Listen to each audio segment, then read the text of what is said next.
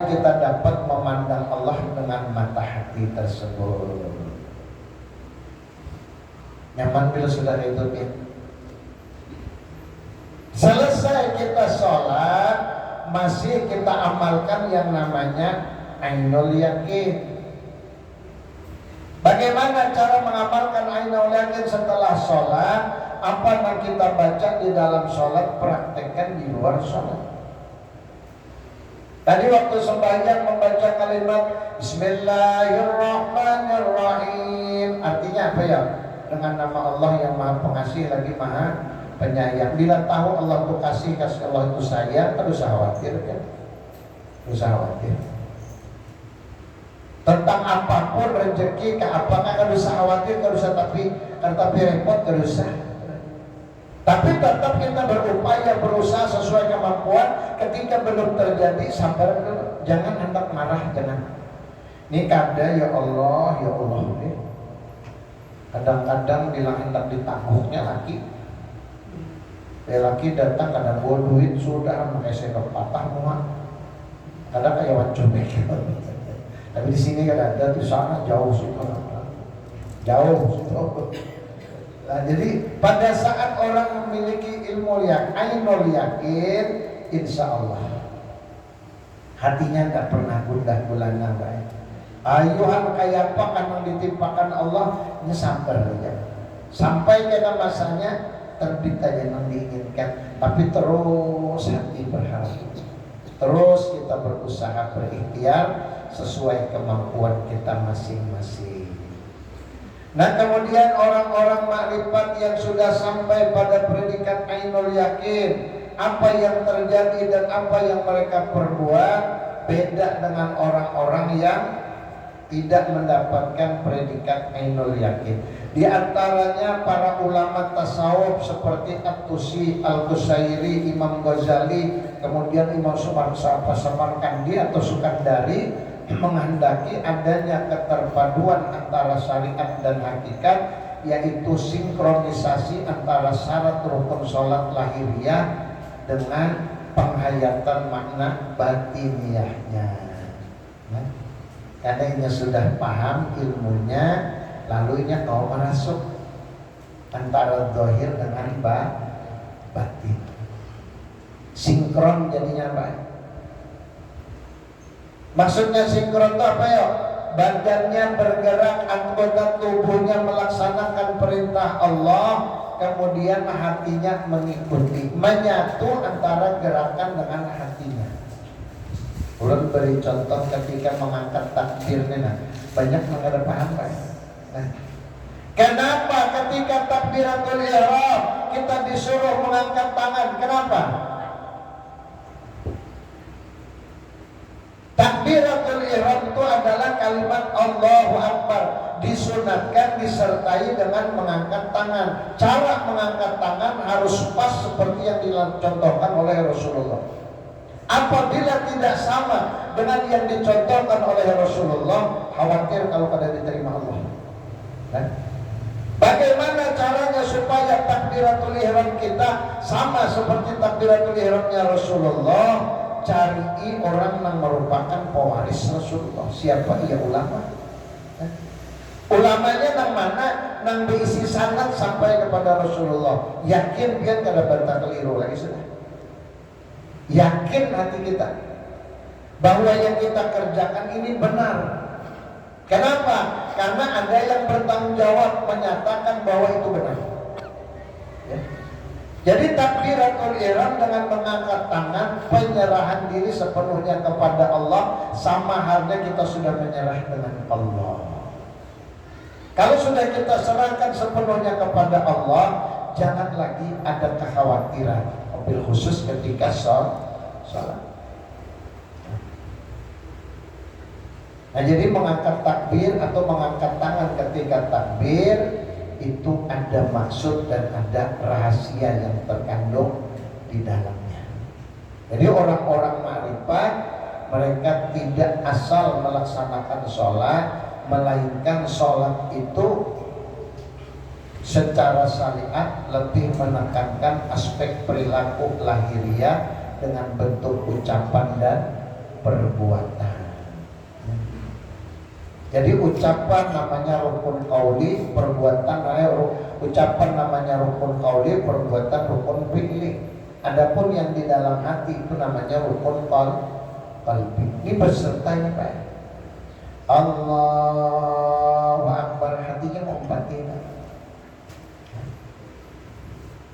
Benar-benar dia menyerahkan sepenuhnya kepada Allah. Lalu ia berucap, ini wajjahtu, ya Allah, bahwasanya aku hadapkan wajahku. Nah, pada saat kita mengucapkan kalimat itu, kira-kira benar belum? Kita coba tilik hati kita, sudah berhadap kepada Allah belumkah? Kalau ternyata pada saat kita mengucapkan kalimat ini wajjahtu, aku telah hadapkan, ternyata hati kita sedang memikirkan yang lain, maka jelas kita Allah itu katakan kamu dusta. Bang rambut jalan ta'ala. Kamu belum hadapkan, hatimu belum hadap kepadaku, belum. Kamu masih pikirkan yang lain. Nah, orang-orang yang sudah sampai pada predikat ilmu yakin, ketika dia melaksanakan penyembahan kepada Allah, dia amalkan ilmu yang disebut dengan ainul yakin.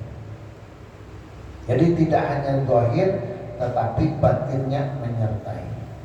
Itu namanya orang yang sudah sampai predikat apa tadi? Ainul yakin. Lalu yang ketiga, ma'rifat hakul yakin, yaitu setelah dia mendapatkan ma'rifat yang kedua tadi dan telah melekat dalam pandangan hatinya wujud yang sebenarnya, maka pengenalan yang nomor 2 dan 3 ini tidak menyalahi daripada ilmu yakin tadi, tetapi keduanya ini adalah hasil daripada pengenalan yang pertama, dan yang keduanya itu tidak dapat daripada guru dan tidak mungkin pula dipelajari. Itulah dinamakan ilmu laduni atau ilmu rabbani. Ilmu laduni dan ilmu rabbani, ilmu ketuhanan dan ilmu rahasia, itu kadang-kala dilajari dengan seseorang, kadang didapatkan dari seseorang, dan kadang-kala belajar secara khusus kadang-kala. Karena itu otomatis supaya ditiupkan Allah ke dalam hati manusia, sehingga dia dapatkan sesuatu yang tidak dimiliki oleh orang lain. Kalau terjadi kepada seorang yang predikatnya wali, ngarannya ia karamah. Itu kadang kau dilajari, baik karamat itu kadang kau dipelajari atau kadang kau juga diajarkan kepada orang, ada bisa spontan. Ya. Ketika seseorang sudah diberikan oleh Allah ilmu laduni atau ilmu rabbani, maka dia akan mendapatkan sesuatu yang menyalahi adat. Apa yang menyalahi adat? Banyak macamnya. Nah, di sini berpanjang, dianu disidin barangnya, baik sini berpanjang, dianu disidin orangnya, nyada itu dianu itu ada. Nah, berarti orang itu sampai sudah pada predikat ilmu yang ketiga, hakul yakin, Pak. Orang yang hakul yakin ini tidak mungkin lagi terlepas dari yang dua, baik ilmu yakin atau ainul yakin. Dari ilmu yakin dulu, baru sampai ainul yakin, baru hakul yakin. Nah, jisidin ditunjuk sidin itu, nah mati lah jisidin. Nah, pajah lampunya mati langsung. Pernah ulun menyaksikan dengan mata kepala perguruan kami bari di Mu'alimin, sidin membuktikan hakul yakin ini. Lihatilah jisidin, lihatilah. Nah, jisidin tunjuk sidin nyiur gugur. Ya. Nah, lihat itu nah di sini itik berkunjung tuh, nah itik nih berkunjung, nah di sini jam tangkap sini, tarik sini, tak undur, maka jauh lah. Itik berkunjung di sungai, nah di sini, nah tarik sini, tak undur. Kenapa jadi bisa? Nih kurangnya ukurnya. Sampaikah kita ke predikat ini? Wallahu a'lam. Kenapa kita tidak bisa melakukan? Karena ilmu kita terlalu dangkal. Keyakinan kita terlalu surut, baru pengamalannya pun masih terbatas. Kurang tuh pengamalannya luar biasa. Sehingga mereka bisa sampai pada predikat itu. Nah, presiden aja sepeda motor itu yang dilapna ditapak sidin aja lapak tapak sidin atarakan kenalan benda jadi guru rasa ading oleh guru ibad udah Ibadarudin ada guru rasa ading sidin bahari di tahun 80-an sudah mulai kan Raja Helen sudah mulai sudah mendekati tahun 90-an. Ulun ingat benar sidin bulik di Masjid Al-Karamah Mbah Majar di Darussalam, singgah sidin di masjid karena sidin mengimami. Sidin biasanya berbolang Pak, guru rasa berbolang. Tapi helm itu ada di sepeda motor. Bulik sidin bersepeda motor Yamaha, baru ingat berhilang pada sepeda motor sidin. Lalu di Simpang 4 Pasar Batuang Matapura itu razia orang di situ, ada polisi lalu di stopnya. Di stopnya, kenapa kan dari pasang helm taburing sidin. Ya sidin pun aku sudah berbolang pasang helm kayak kemos di sini. Padahal orang gilaan udah di sini. Lalu ditilangnya Pak, aja di sini tinggal sepeda motor. Cuma dikatakan kenalah atarakan sepeda motor enggak, bilangnya ada motor akan awas. Ditapak sidin, lapakan tinggalkan sidin, menggarap sepeda motornya pada orang. Apalagi membawa.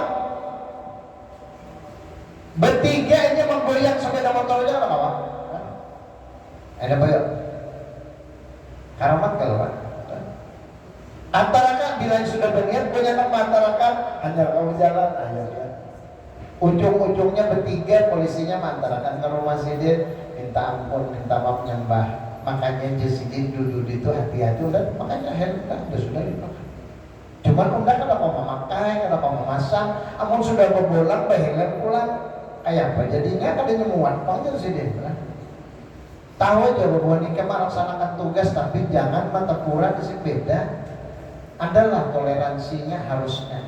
Nah akhirnya setelah itu kada ada wani lagi marajian. Nah jadi apa yang terjadi sehingga terjadi sesuatu yang menyalahi adat sepeda motor kada mau digarap kenapa? Kusut sidin aja nah, ada isinya kusutannya. Nah kedua, ini ulun bila kada melihat, kada melaksanakan, kada terjadi, kada begitu kisah. Sekitar 84 ulun di mobil itu ada Habib Guru Sukri Unus ayah Guru Jarkasi masih ada hidup. Abah Nang Jeduli masih hidup. Guru Haji Anwar Sarani masih hidup karena Nang pengurus Darussalam. Lalu ada Habib Abdullah Al-Idrus. Lalu di Pelehari Pak, Simpang 4 Pelehari itu di Budara pas orang razia. Supir yang membawa kami ini kebelujuran STNK-nya mati. Guru ulun namanya mati mobilnya nah, ditangkapnya harum kacau. Ditapak oleh Habib di pundaknya nah, jadi Habib jalan enggak. Jangan pikirkan apa-apa, jalan kan di sini. Tapi bacalah Fabi ayyi Allahi rabbikuma tukadziban. Bisa kalau hafal lebih baik. Baca itu di sini. Fabi ayyi Allahi rabbikuma tukadziban. Jalan di sini. Ini ada melihat di sini. Harus ada melihat. Sampai ke Subaran kada melihat polisi, asli kada melihat polisi. Ayo. Ini kan karamat. Hal yang menyalahi adat itu namanya laduni ilmu Rabbani, diberikan Allah kepada orang-orang yang sampai pada predikat ma'rifat hakul yakin. Kita kan usah sampai ke sini harus gila. Karena ngalihan sampai di predikat pertama aja nah ilmu yakin, ilmunya sampai yakin kepada Allah cukup. gugur kewajiban cukup. Dan berupaya Pak siapa tahu sampai ke tingkatan yang kedua, supaya kita mengamalkan ibadah, mengamalkan perbuatan apapun, hati kita menyertai perbuatan anggota badan. Amin ya rabbal alamin. Bisiril nabi wa'alin nabi wa bisiril fatihah. A'udzubillahi minasyaitonirrajim. Bismillahirrahmanirrahim. Alhamdulillahirabbil alamin arrahmanirrahim maliki yaumiddin. Iyyaka na'budu wa iyyaka nasta'in ihdinas siratal mustaqim siratal ladzina an'amta 'alaihim ghairil maghdubi 'alaihim waladdallin. Amin. Amin ya rabbal alamin. Bismillahirrahmanirrahim. Alhamdulillahirabbil alamin. Allahumma shalli wa sallim wa barik ala sayyidina wa nabiyyina wa maulana Muhammad wa ala alihi wa sahbihi ajma'in. Allahumma rabbana zidna ilma wa wasilana arzaqana wa barik lana fima razaqtana waj'alna ya Allah min ibadika shalihin waj'alna ya Allah min ibadika rasyidin bi rahmatika ya arhamar rahimin. Sallallahu alaihi sayyidina Muhammad wa ala alihi wa sahbihi ajma'in. Bihamdi subhana rabbika rabbil izzati amma yasifun wa salamun alal mursalin walhamdulillahi rabbil alamin. Taqabbalallahu minkum. Demikian yang dapat disampaikan, salah hilang ulun mohon maaf, teriring ucapan terima kasih atas kehadiran Bapak Ibu dan kepercayaan yang diberikan, semoga dibalas Allah dengan pahala yang berlipat ganda. Akhirul kalam, billahi taufiq wal hidayah. Assalamualaikum warahmatullahi wabarakatuh.